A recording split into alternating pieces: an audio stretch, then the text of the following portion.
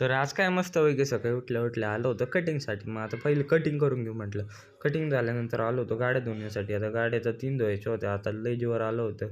मग आता काय म्हटलं घ्यावं लवकर बादली आणि घ्यावं आता गाड्या धुवून.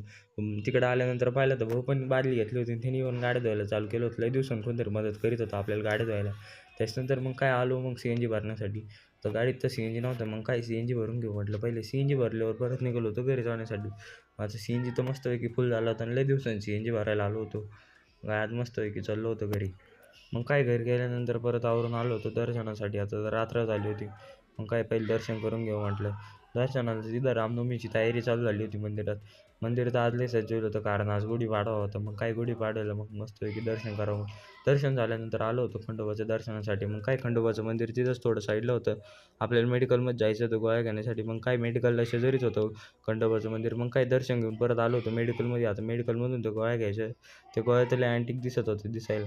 मग काय आलो इस्त्रीवाले का आपले इस्त्रीचे कपडे टाकले होते इस्त्री. मग तो तर आज परत लय ज्ञान पाहिजे तर ते आलं का लय ज्ञान पाहिजे राहतं आपल्याला. मग काय त्याच्यानंतर निघालो किराणा भरायला जायसाठी. आता मग काय किराणा भरायला निघालो होतो.